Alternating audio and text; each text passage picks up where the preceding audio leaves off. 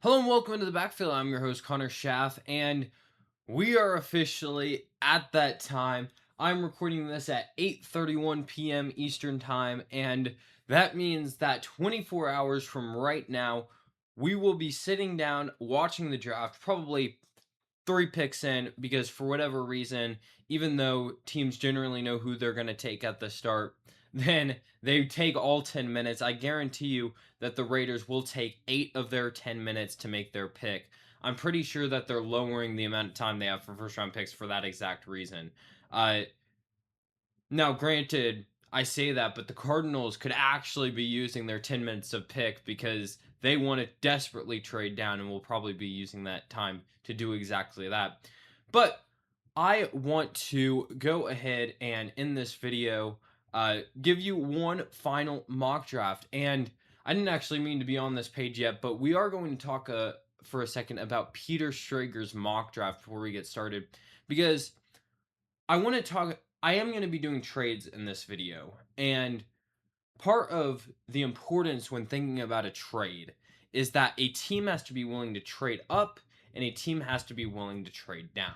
That's what's so difficult about the Cardinals situation right now because the Cardinals are really struggling to find a team that wants to trade up. And for whatever reason, Peter Schrager thinks that the Cardinals actually do want to take Jeremiah Love. I disagree. I don't think that they have any interest in trading for Jeremiah Love. I think they are trying to convince the Tennessee Titans to trade up a spot so that they can take Jeremiah Love with pick 3 instead of pick 4. And I do think that that's possible that that happens. But if we look at the trades that are in this mock draft, the first trade we see here is that they have the Cowboys trading up to pick 9 with the Chiefs to take Mansour Lane. And he says in this that he could see this happening. Well, I could see the Cowboys trading up too. But why would the Chiefs trade down in this situation? The Chiefs, their biggest need is corner. So why would they trade down when they have the opportunity to take Mansour Lane with this pick?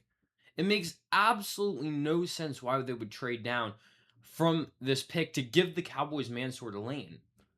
It just you have when you make a trade, you have to have both teams and make sense to buy into the trade, and this one just isn't. And we have another one here. Yes, the Rams are absolutely a team that want to trade down, but this time, why would the Dolphins want to trade up for this pick? Let's look at the teams behind the that are between where the Lions and Rams are. The Ravens don't need tackle. The Buccaneers don't need tackle. The Jets don't need tackle. So why are you trading up 4 spots between 3 teams that don't need tackle? Maybe they could trade up to 15. I think the Jets are a trade down candidate, and that's why it could make sense to for them to trade up. Just jump the Jets, make sure nobody trades up and takes Caden Proctor if that's who you want to take. But it's so illogical for the Lions to give up a 2027 second round pick to trade up when they don't need to. Then we have this trade. Will give him his props. I do think that this is a trade that actually could happen with the Texans trading up to 19. I think both the Panthers might want to trade down and the Texans might want to trade up. Though I think that they would probably have to give up a little bit more than just a third round pick. And then we have this one too. That also could happen where the Cardinals trade up. But I just wanted to talk about that for a moment just to show that when I'm doing trades in this video, that is the example for what not to do. And when you're making trades in your mock draft, that is the exact example of what not to do. You have to consider both teams' objective when it comes to a trade. And if it doesn't make sense for a team to do a trade, they're not going to do the trade. With that being said, I am probably going to have more trades than Peter Schrager did in this video, but every trade I am going to give you a logical explanation for, and hopefully you guys can appreciate that. So let's go ahead and get right into this mock draft. I got yelled at by a guy in my comments in my last draft for going too slow at the start of the video, and I've done that again, so my apologies, but I just wanted to rant about that for a second. But with pick 1, I know with all shockers being said, I don't know what that sentence was, but we're going to take Fernando Mendoza with pick 1. He is just the consensus number 1 guy. There's no debate to be had there. He is just going to be the number 1 overall pick. And let's just move on from that very quickly after a very quick water break. Oh man, we're only 5 minutes into the video and I already need a water break. That is a problem. Now we have the Jets at 2. I also really don't believe that this pick has too much controversy. I know that some people want to say they're going to take David Bailey. I don't believe it. I think Arvell Reese is the easy pick here, both from my personal preference of the two players and the rumors that we have seen. I think that Arvell Reese is just the common sense, logical pick here, and that seems to be what the Jets want to do. They want the potential guy. They know that they are not going to be competing in this upcoming year, so they have that flexibility to go and get a guy that they can develop. Now at number 3, we are actually going to have the Cardinals trading down because I do think that the Chiefs really are interested in trading up. And I don't think the Cardinals are going to quite get what they want potentially out of this trade, but I think that's okay because I think that they just want to trade down that bad. I think 9, 29, and 109 for 3 and 183 will be about what they get. I also think instead of 109, it's very possible that the Chiefs give up a third next year. So instead of getting a 4th round pick, they get a third. And because I think that teams really want this ammunition for next year's draft. But we're going to go ahead and just do this deal right here. So the Chiefs move up to 3, obviously to take David Bailey. David Bailey is the best pure pass rusher in this draft class. He is the most complete package coming out of college, per se. I have some issues with David Bailey's actual chances for success in the NFL. I just don't know how well his game is going to translate. But NFL teams seem to love him, and this is not a mock draft of who I think is going to go at the top. This is a mock draft. Well, this is not a mock draft of who I think are the best players. It's who I think NFL teams think are the best players. I still think David Bailey is a top 20 player in the class. Probably wouldn't put him ahead of Ruben Bain, though, when it comes to edge rushers. And then at number 4, we're just going to keep it simple here. I think Jeremiah Love is going to be the pick. I know that some people are switching it up at the last moment, saying they're going to go for Ruben Bain, or if David Bailey is there. That I do actually think if David Bailey makes a pick 4, there is a really high chance that that the Titans take him, and then I think that'll set up the Giants to take him at 5, Jeremiah Love. And but I don't really see it. Jeremiah Love just fits the Titans' plans in my mind. They're just a team that loves the run. They've had, oh boy, my AirPods just fell on the floor. That is not good. Let me talk while picking those up. And I think that he just fits what the Titans want to be. I do think that there's something to the fact that Robert Saleh is a defensive coach and might want a defensive guy, but you just don't see a whole lot of that in the NFL. At the end of the day, the teams want to take who's going to help them win the most. And I think there's a good chance the Titans believe that Jeremiah Love, as the best player in the class, in a lot of people's minds, will do that. Now at number 5, I really was struggling to believe that this was the reality. And I really thought that pick 10 was where this would be the case. But I really do believe now that Jordan Tyson is going to be the pick at 5. I don't think that the Giants want to risk at all him falling, them requiring to fall to pick 10.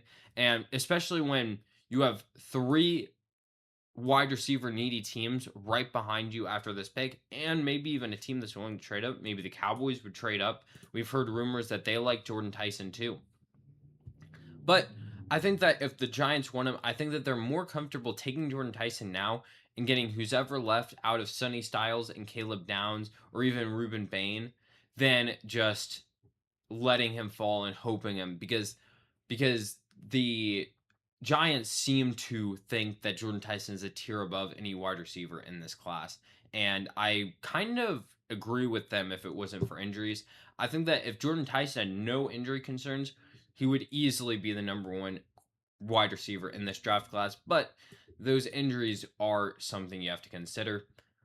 So now we move on to number 6, and I have been consistent in the fact that I thought that the Browns would try and trade down out of this pick, and they still could, but I just don't know who would trade up. It doesn't really seem like the Cowboys want to trade up anymore. They want to have 2 picks in the first round, and I kind of respect it, to be honest.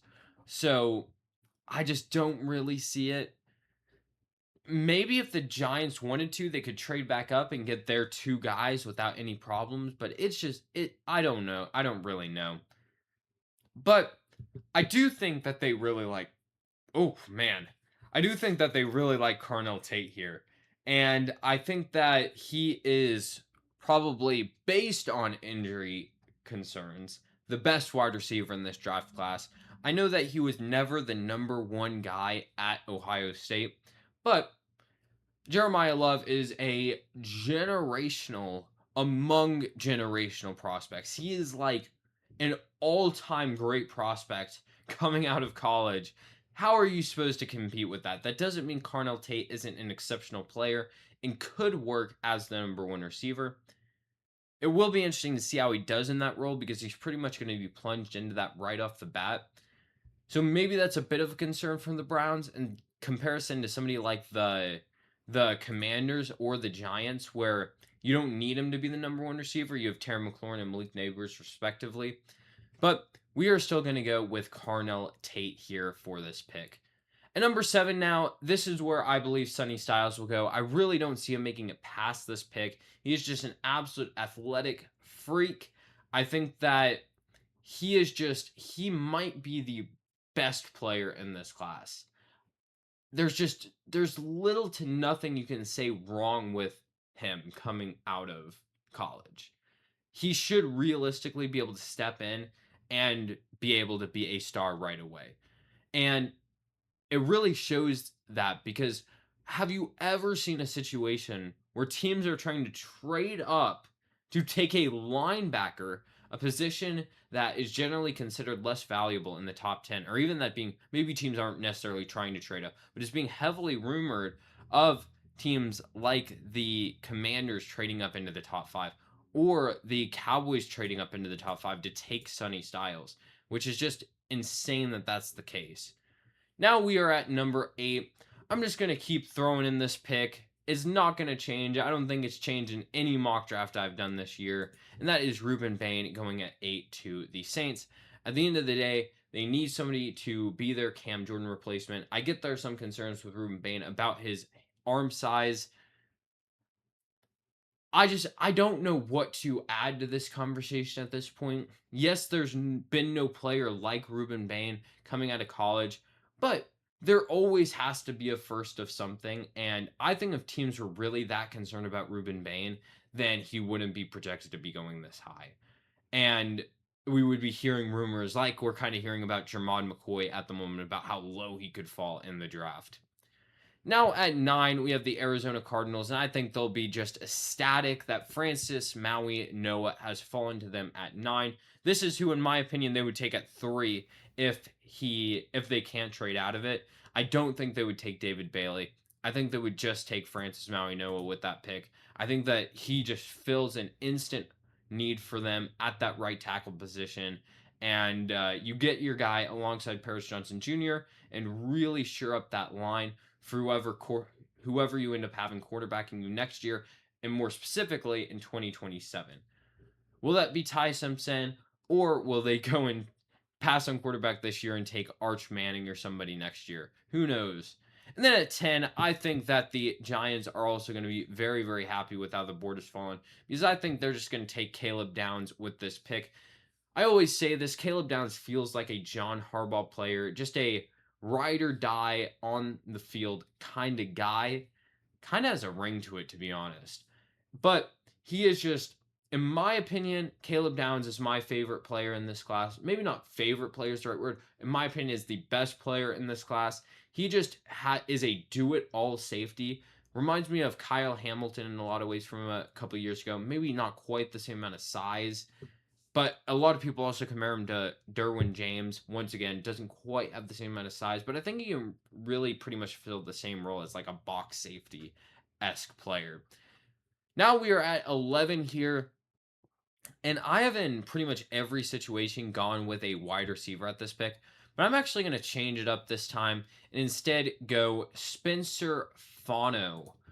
Spencer Fano has been seemingly rising back up draft boards after he was having a bit of a slide for a few weeks, and it seems like teams really, really do like Fano as a right tackle option. The Dolphins, they don't have like the most desperate need in the NFL of tackle. Right now, you have Patrick Paul starting, who you took a couple years ago out of Houston in the second round, and I don't really think that ties you down in a situation where you're just trying to get the best player available. And I think you could argue that Fano is the best player available on this board, maybe alongside Vega Ioane and Dylan Thieneman. But I don't think that it necessarily stops you from taking tackle because you don't really need the other two positions. Maybe they could take Dylan Thieneman. I have my doubts there, though. So now we're here at 12, and I think that the Cowboys would just sprint into taking this pick in. I know you don't bring your pick to the you don't submit your pick in the way you used to. I wish you did. It would be so cool. But make the call, dial it 2 seconds off the clock on their pick. Take Mansour to Lane. He is once again barring injury because between him and Jermod McCoy, crazy how we're having this conversation too with him. The best cornerback in this class. A lot of teams are very cornerback needy, but especially the Cowboys. Obviously, you released Trayvon Diggs at the end of the year. Deron Bland wasn't quite the same player this past year. Has kind of been dealing with injuries the last couple of years. You took Shavon Revel in last year's draft. I think he could blossom into a really good player, but you still need another guy in there, and Mansour Lane should give you that. Now we're here at 13 with the Rams, and this is where I'm going to have trade 2. The Pittsburgh Steelers are the team with the most picks in the entire draft, and I think they'll really be looking to trade up here. I think that this pick at 76 for the Cowboys is going to be really enticing for other teams to trade with. So I think 21, 76, and maybe we go for like 121 and 216 and then throw in 207. Maybe we'll go with like like something like this. And I think that the Steelers are going to trade up. So as I said I do before, let's explain why. Oh my gosh, did I not put through the trade? I am so dumb. But let's talk about why the what did I do? I guess I did not. I guess I forgot to include pick 13 in the deal. But let's okay, we're just going to have them trade pick 237 for pick 13. There we go. Just hopefully nobody clicked on the video right at that moment or skipped over to that point and saw me trade pick 237 for pick 13. A very, very fair trade in my mind. But why would the Steelers do this trade? Very simple. First of all, it's their home draft. We do a lot of times see these home teams want to swing big in their own drafts. Second, the Ravens are picking up 14, a team that I think would almost assuredly take Vega Ioane if he were to fall to them at 14. And I think that the Steelers are going to look at that and say, oh boy, we need guard too. Our left guard is Spencer Anderson. And no offense to Spencer Anderson, but that definitely not a star or even really guy you're too happy with by any means. Sorry if that offends any Steelers fans. I don't know how attached they are to him. But Vega Ioane is a plug-and-play starter out of the same state, and you get to bring him into your team. Now, why would the Rams trade down? Well, because the Rams love to trade down. They hate making picks. No, in all seriousness, I don't think that they're that attached to Mekhi Lemon. I think we'd be hearing a lot more about it if they were. And I think they would be happy getting any of these wide receivers, uh, or maybe even going elsewhere. Maybe they look at bringing in safety, or maybe they look at bringing in a tackle themselves. But I don't really think the board is falling well for them in any of those other situations outside of maybe if they want Makai Lemon, which I'm just not sure they want at this point. Now at 14, I think it's a really, really tough spot for the Ravens, and I honestly could see them now trading down too. There's been rumors that they might take Kenyon Sadiq. I just don't quite know about that. Instead, I'm going to have them taking Makai Lemon with this pick. I think Makai Lemon is probably just BPA while knowing that you have absolutely zero need for safety. And it's just tough. I think that it definitely plays a part that Nani Madueke. I get that Justin, dude, this guy's name is impossible to pronounce, man. Justin Madueke. Is that his name? We're gonna real time look up pronunciation here. Yeah, that can't be that far off. Justin Madueke. Oh my gosh, I am way too white to pronounce names. It is problematic. But why the Ravens would want to take Makai Lemon? Makai Lemon is the best slot receiver in this class in my mind. You really don't have a slot guy necessarily because Rashad Bateman and Zay Flowers are both outside guys, and I think that Makai Lemon just really rounds off that receiving room well. So I don't even think that the Ravens would be that unhappy to take him. Now at 15, I was thinking about having the Buccaneers trade down here, but I think I'm just going to have them take Akeem Mesidor, another pick that I've made in literally every single mock draft I've ever done. It just makes so much sense. Todd Bowles needs an instant impact guy. After like the top tier of guys, Akeem Mesidor might be the biggest instant impact guy in this draft class. So he just gives you an instant starter on that defensive line, somebody that Todd Bowles really needs as he's trying to save his job. So instead, now I'm actually going to have a trade down. And I think that a team that's going to be interested in trading up here is actually the Cowboys, not trading up from 12 up, but trading up from 20 up. And I think that 12 for 20, maybe you throw in like 152 and a third next year and get back like maybe get back your pick 228, something like this. And I don't think that it's going to have to be a huge haul for the Jets to move up. And you get Dylan Thieneman with this pick. The Cowboys honestly might take Thieneman at 12, and I think the potential of him being on the board at 16 still is going to really entice a lot of teams. And I think that the Vikings could trade up as well. I think the Panthers could trade up. I think it gets a little tougher after that. Maybe the Bears could make a huge move up the board. That one I'm not so sure about. But I think the Cowboys are a pretty fair assumption that they could trade up. And now at 17, I think we have one of the easier picks in the draft. Monroe Freeling. I think he's the best left tackle in the class. I know that Caden Proctor has been flying up the board recently. I'm not so sure about that.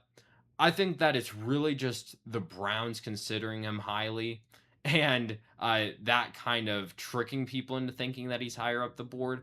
But I don't really. There's no reason to believe that he just is having the sudden surge. He's just a really raw player. So is Freeling, to be fair. But it's a tough one in my mind. So I think it'll be interesting to see where Proctor goes. I think that he could go literally as high as 6. I don't think he's falling past the Browns at 24, but it'll definitely be interesting to see what they do. Now here at 18, we have the Minnesota Vikings. I'm gonna have them taking Emmanuel McNeil Warren. I think that they would rather take Thieneman just because I think that he has more flexibility to either play free safety or strong safety. I think that McNeil Warren is a bit more locked into being that strong safety. You're like a box or a nickel. But I still think that you have a need at that position, and McNeil Warren is still a really, really enticing player.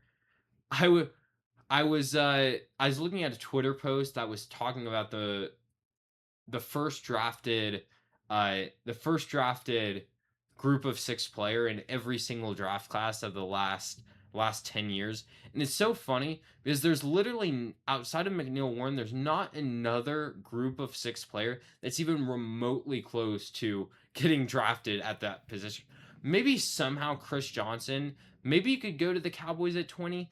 I struggle to see that. I do think Chris Johnson could be a first rounder. Then you have to keep going down and going down. You got to go to page 2 until you get to Skylar Bell, where you get to a now Skylar Bell will be a round 2 pick, I think, in all likelihood. But it's just insane how few group of 6 guys we have in the first round or 2 of this draft. Which I guess is not the most surprising thing with modern NIL. Now at pick 19, I struggle here because I just don't know whether the Panthers actually that desperately want Kenyon Sadiq, but I just think he has to be the pick here. He is the best tight end in the class by quite a large margin. I think there are some concerns to how Sadiq's game will translate to the NFL. Like, can you just go all out on the athleticism for being a successful player? Because I don't think he had the greatest college career by any means. Like, especially when you're comparing him to Bowers, Loveland, Warren, Kyle Pitts, like all these other first round tight end options. I just don't think he's quite at that same level. But in a weaker class, I think he kind of balances out to where he can be a top 20 pick. And I still think he has a lot of potential to be successful in the NFL. I'm just not the most excited about him in the way I was. Like, when the Colts took Tyler Warren, obviously you can see I'm a Colts fan. Uh, I was just so ecstatic. I don't know if I'd be like super ecstatic if my team could took Kenyon Sadiq. He's still a very good player though, and that's why he's going in the top 20. Now we have the New York Jets, and I know that we've heard a bunch of rumors that could Jermon McCoy fall in the first round. Jermon McCoy might need knee surgery and might not be ready for the start of the season. You know what's a team that can take a guy and isn't too worried about if he's ready for the start of the season? The New York Jets. And you have the potential to take the best corner in the draft class. In my opinion, if it wasn't for injury, most certainly the best corner in the draft class in Jermon McCoy. You cannot understate how good this guy was in 2024. Yes, he didn't play in 2025, but there's still so much to like about him. And you just hope he can get past this injury. He doesn't need to play at the start of the season. The Jets aren't going to be competitive anyways. So you get him in there, you let him get back from injury with your NFL caliber rehab facilities and let him ease into that role and turn into an absolute star. I really do believe that Jermon McCoy could end up being one of the best players of this class, and that's why I still think he'll go pretty high. Now we are here at 21, and I think the Rams will be pretty happy that Omar Cooper is still on the board. He'll be the pick here at 21. He very much is a slot receiver in the same way as Mekhi Lemon, but I think he has a pretty interesting skill set in comparison because I'd almost consider him like a gadget guy in the sense that he is pretty much like mini Deebo Samuel. I know that Daniel Jeremiah made this comparison, so this isn't original at all, but he really is just a full-blown gadget guy. You can line him up across in pretty much in any space on the line. Obviously not at tackle, but he can probably get some reps at running back like Deebo Samuel has, get some reps in the slot, get a couple reps on the outside, but it really just gives you an outlet so that Puka Nacua can stretch the field a little bit more. I think that's really what you're looking for in a receiver. Now at 22, this is just a pick that I've started to really fall in love with, and that is Peter Woods at 22 to the Chargers. I just think Peter Woods is too good to fall out of this first round.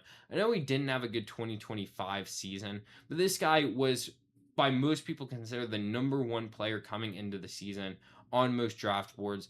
And yes, he doesn't have a good 2025, but you gotta still think there's something there from that 2024 tape. And he still has a lot of those traits that lead to success as an interior defender in the NFL. And when you already have such a good outside linebackers, you have Khalil Mack, you have Tuli Pelotu, really get those guys that can rush the passer. it'll allow Peter Woods to not have to become an instant superstar right off the bat.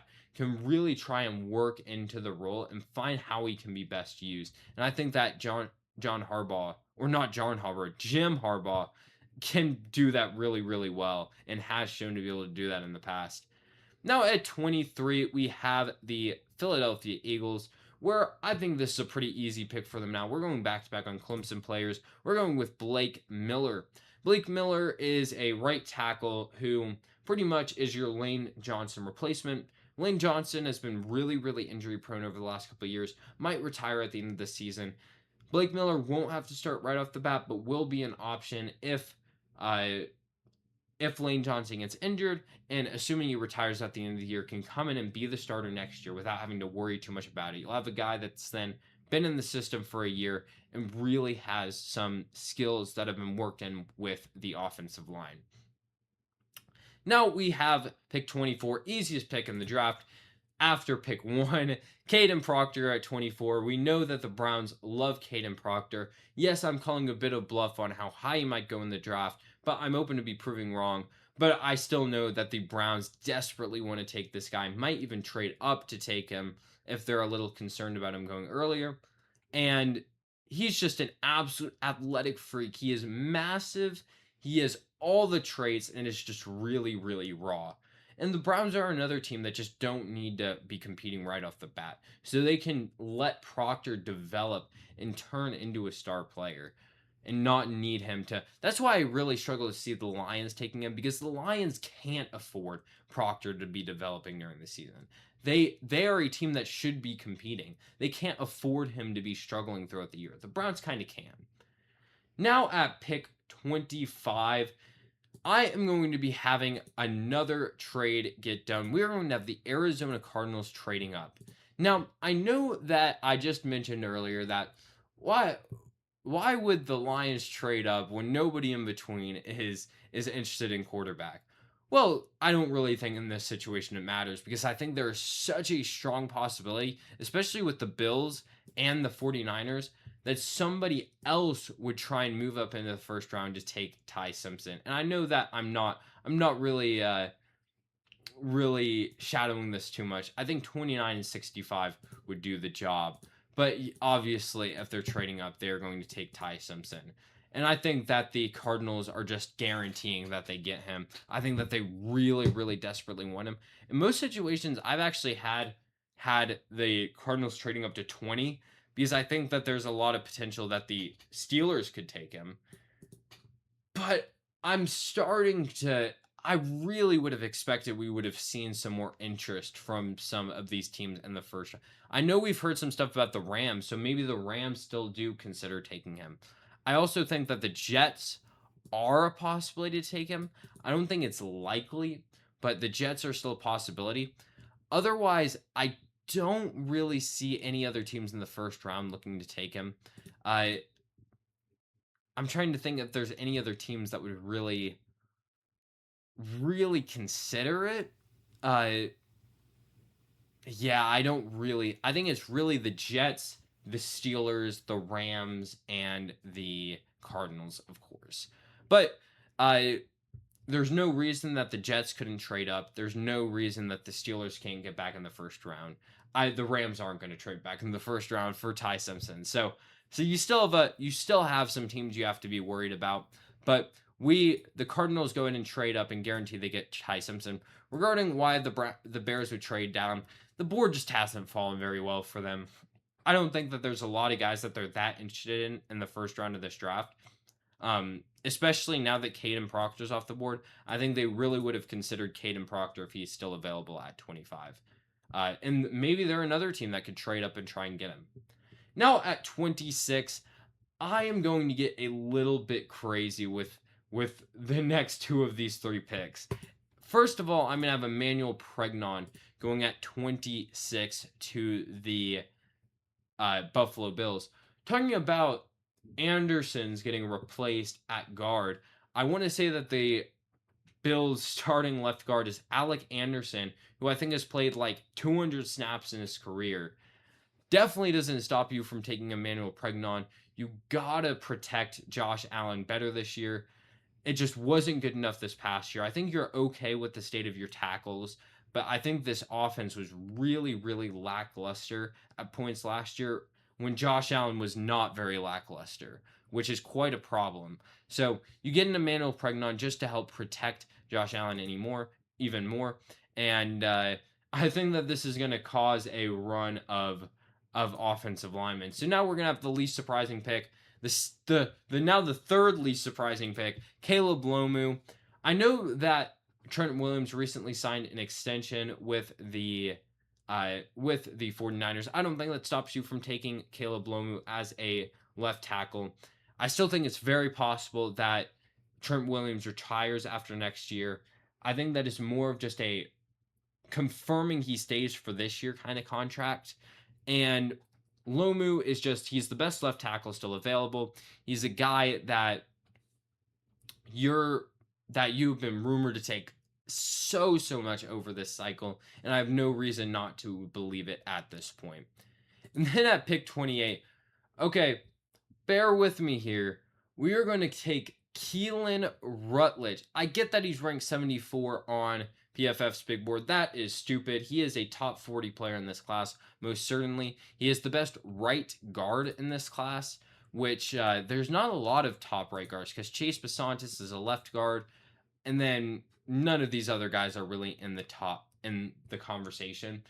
But you draft up they traded for Ed Ingram, who was just an awful guard. He was bad for the Vikings. He's not going to be good for a different offensive line. So you get Keelan Rutledge and just don't have to worry about that problem. You can plug and play him as a starter. Maybe you can think of it like when the Patriots drafted Cole Strange in the first round, kind of as that kind of vibe to it, but I actually think Keelan Rutledge is a really good player. Do not be surprised to see him go in the first round. And if he does, I will be making an I told you so short. Maybe not if nobody actually disagrees with me. We'll see. Now pick 29. I think it's tough for the Bears because I still just don't know who they want out of a pick. I think that they could go down the route of like Caden McDonald here. It's tough though. I think that CJ Allen also could be an option. Keldrick Falk could be an option. I'm gonna go with Keldrick Falk in this draft. He would be kind of rotating in with Dayo Odeyingbo on the edge. I don't really think that you're tied down to Odeyingbo, and because you have a guy that's already like a serviceable starter, Falk as a 20-year-old doesn't have to be an instant impact player, which I think is really big. But Falk has so much potential. He had 8 sacks in the SEC as a sophomore, which is really, really good. I know he didn't have as much production this past year. Doesn't mean he didn't make an impact. So I think that Falk is a really interesting player. I really struggle to see him even falling to 29, but I just couldn't find him a place any earlier in this draft. Now at 30, we are going to have Casey Concepcion going off the board. Just a pretty easy pick here. The Dolphins desperately need to get a receiver. I think Concepcion has the skill set to be a number 1 receiver. He really needs to work on his catching skills, especially when it comes to how he catches the ball. He needs to catch it more like proactively, I feel like is the best way to put it.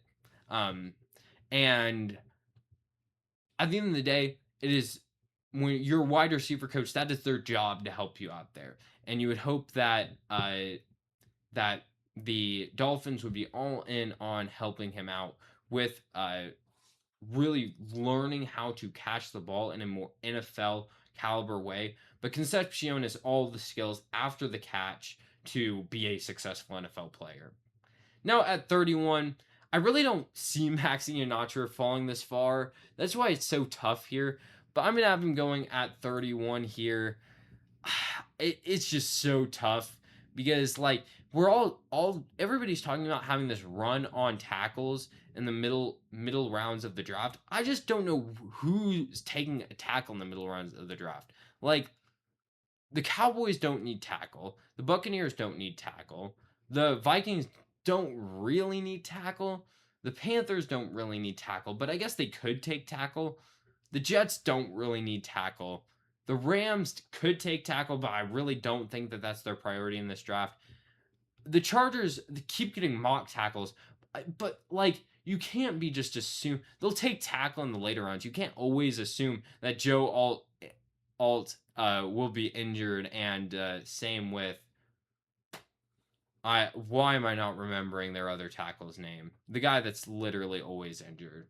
That is really getting on my nerves. But then you get to this point and everybody can take tackle past this point outside of maybe the Bills. Every other team is interested in tackle after this. So this is where the run and offensive lineman is. I don't know why we're thinking in the teens that there's going to be on a run and offensive lineman. Now we're going to have the final pick of this draft, and this is going to be a trade down. I'm almost certain of it. We're going to have the Raiders trading up in this situation. I'm going to have the Raiders trading 13, 134 and 219 for pick 32. I think that the Seahawks just want picks. So that we're just giving picks to the Seattle Seahawks. And the Raiders are going to take Denzel Boston to pair a receiver with Fernando Mendoza. So that is the full draft. A couple of the guys that we didn't end up taking, CJ Allen, I think it's just really tough to find a place for him in the first round. Same with Cassius Howell. Just doesn't feel like edge is really like the top need of teams in the draft, at least in this first round, especially in these later picks. And then Avion Terrell, really tough one. I really feel like he's going to go in the first round. Just once again, just couldn't find the spot for him. But that is all I have for you today. Let's see how long this recording was. 41 minutes. That's actually not horrible. But thank you guys so much for watching. Make sure to like, subscribe, and comment down below your final mock drafts and your thoughts on my final mock draft. I will be making a ton of content over the next few days going on over the draft, so make sure to stay tuned for all of those. But I will see you guys next time. Have a good one. Bye.